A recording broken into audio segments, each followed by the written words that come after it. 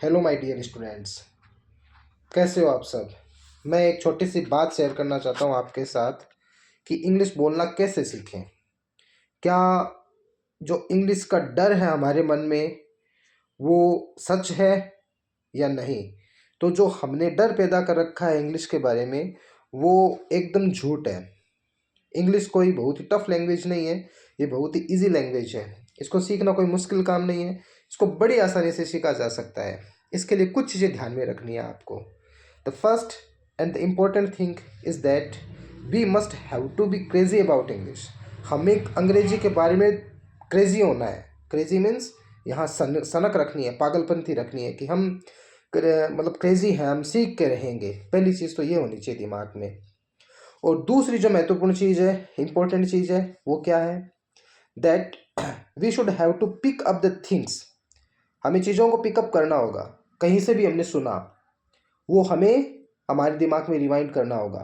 जैसे कोई व्यक्ति कुछ बोल रहा है, जैसे किसी ने हमसे बोला एक्सक्यूज़ मी, तो उस एक्सक्यूज़ मी को हमें इम्प्लाई करना है, अब की बार हम बोलेंगे। क्योंकि लैंग्वेज कोई भी हो, चाहे कोई भी भाषा हो, उसको सीखने का सबसे पहला और सबसे आसान तरीका होता है इमिटेशन। नकल करके सीखी जाती है।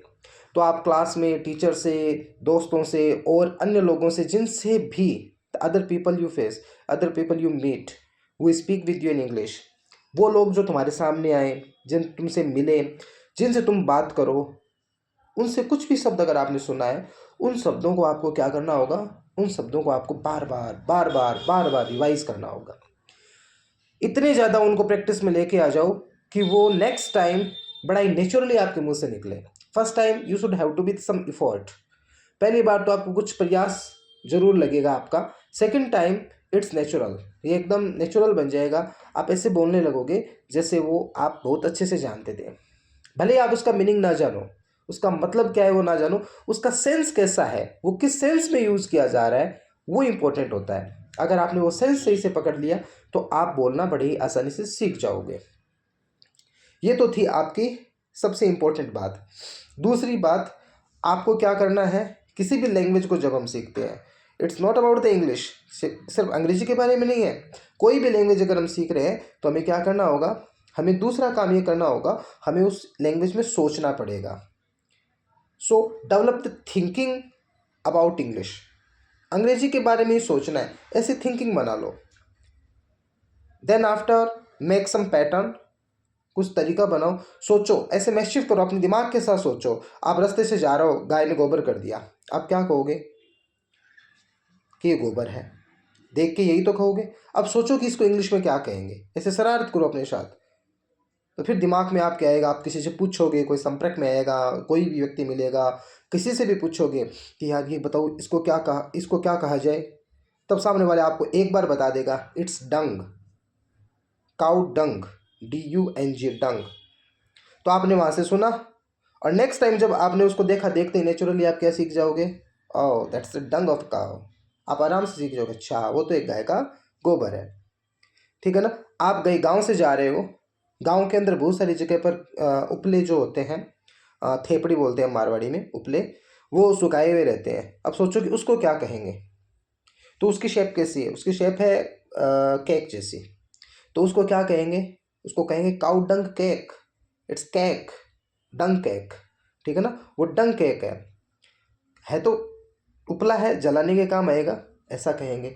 ऐसे ही अपने यहाँ पर थेपड़ी या उपला ना बनाए, सीधा सुखा देते हैं गोबर को, सूखा हुआ गोबर भी जलाने में यूज़ लेते हैं। उसको क्या कहेंगे फिर, तो उसको फिर कहेंगे ड्राई डंग, क्योंकि वो सूख चुका है, इसलिए है तो डंगी, तो उसको कहेंगे ड्राई डंग। तो ये आपको ध्यान रखना है कि जहाँ जैसे भी हम जाएं, अपने दिमाग के साथ क्या करें, मैशिफ करें, शरारत करें, और देखते रहें आसपास इर्द गिर्द की चीज़ों को, उनको समझने की कोशिश करें, उनको अपने माइंड में ट्रांसलेट करने की कोशिश करें कि इसको इंग्लिश में क्या कहेंगे। नहीं पता, no problem, that's not a big problem. हमें क्या करना होगा, पूछना होगा। अगर हम क्वेरियोसिटी रखेंगे, जिज्ञासा रखेंगे, बार बार पूछेंगे, तो डेफिनेटली हम एक दिन बहुत सारी चीज़ों पे अपनी कमांड कर लेंगे। Then after we can speak very fluently. Okay, आज को मैंने आपको थोड़ा सा मोटिवेट किया है। मीनिंग्स याद करें, सेंटेंस पैटर्न्स बनाएं। मैं आपकी बहुत हेल्प करूँगा। मैं खुद पैटर्न बनाऊँगा और आपको डालता रहूँगा यूट्यूब पे। पहले तो मैं लगभग आपको कुछ 1000 का लगभग वर्ड मीनिंग्स कवर करवाऊँगा, उसके बाद में पैटर्न्स करवाऊँगा। मेरे साथ बने रहें, लाइक करें, शेयर करें, चैनल सब्सक्राइब करें, मुझे मोटिवेट करें।